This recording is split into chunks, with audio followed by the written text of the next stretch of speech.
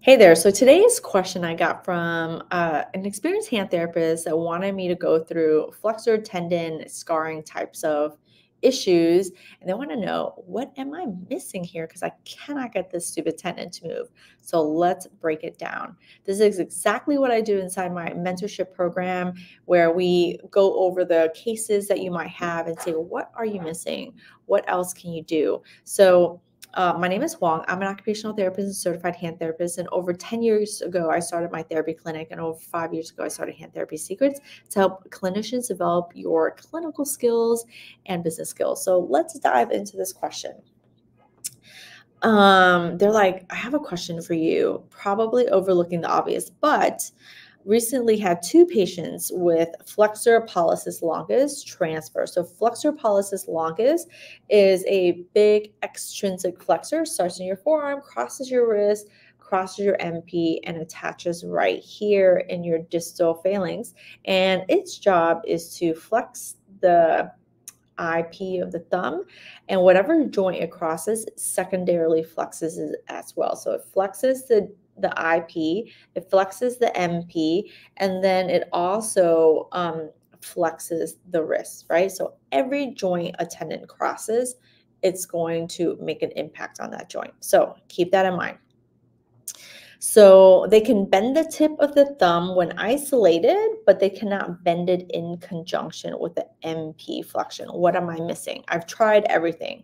Well, one, I kind of don't know what everything is. I don't know what that means, but we're just going to pretend like let's go through it, right? So usually inside my mentorship program, I have an outline of how people send me their questions, so that's helpful to have like a better discussion, a more fruitful discussion, like date of injury, date of surgery, where are they right now? So any kind of measurements can be really helpful. Any kind of, what have I done? So instead of being like, Huang, I've done everything. Okay, tell me what you've done. What are the things that are working and what are the things that are not working?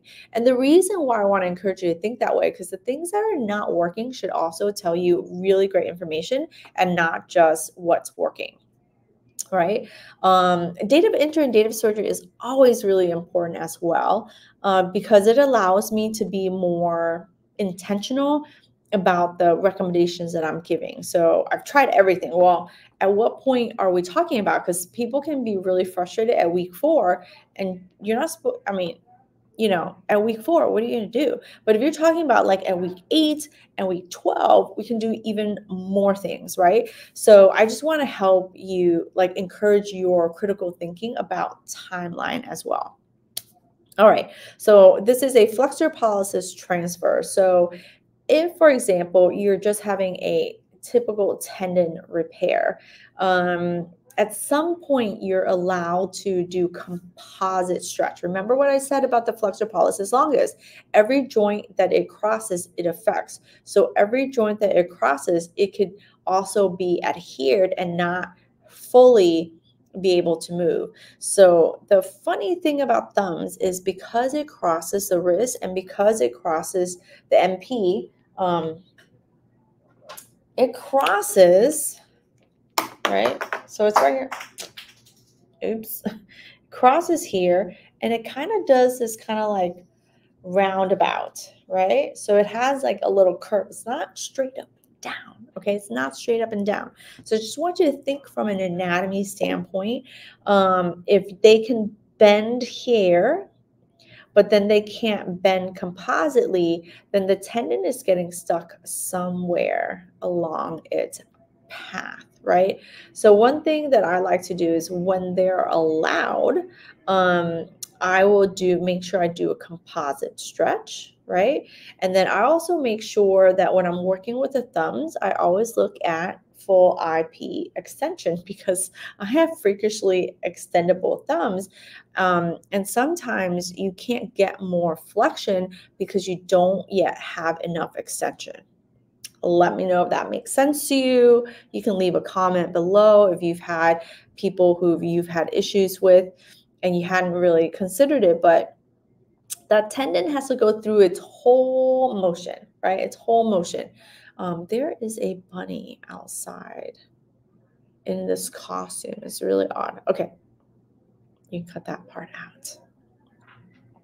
So let me know if you've thought about if you have somebody who has had that issue and you didn't quite consider that the IP goes into full extension, and you gotta get that. You gotta get that little bit of extension. I know it might seem like, oh, well, whatever, but listen, whatever your body is normally used to, it wants back. Okay. So that's number one. Number two is I kind of think of the tendons sometimes as like not being on track because of the scarring issues. So sometimes when you're working with the scar, instead of just massaging things up and down, you want to make sure you do a little rotation. Right. So it might like that's how I think of it. It's like a little bit off track. And because it's off track, it's not going to do enough. Right. It's maybe missing something there. So that's something that I would encourage you to look at. Now, this specifically, I believe it's saying that this is a transfer. So the tendon is coming from another finger. So if it's a transfer, then you are taking a tendon from somewhere else and rewiring it so that the flexor tendon can work. Now, usually when you have a transfer like that, there's a lot of scarring, but you also have to move your index finger, like whatever it came from, you have to move that in conjunction with the thumb. So you can't just isolate the thumb, you have to move everything together. And then at some point, then you isolate. Let me know if that makes sense as well. So there's a lot of things that are missing here that makes it really hard to really fully give you the recommendations. Like, what are you missing? I don't know, because I don't have like a full story. And that's the great thing about being inside the mentorship program, because we can actually discuss it through, and then you can share more with me about what you actually have done. And there's follow-up questions behind it, which gives you, it like there's better intention behind like, now what am I going to try? Now what I'm going to try? Now what I'm going to try? And then we can have that continuous discussion where, oh, I've tried this. This has worked. Now I've gotten to this point, and what else we're going to do. But since I don't have all the information, I hope I was able to at least help you think through one or two things that may have helped, whether it be fully getting extension and fully thinking about the anatomy of it all. But the usual stuff is like the scar massage, the making sure the joint is really supple so you can go into full passive range of motion. Do they have full range of motion, right? So don't just think about flexion, also really think about extension. But yeah, so that's what I've got for you for that question. And I hope it just helped you sort of think through things a little bit more.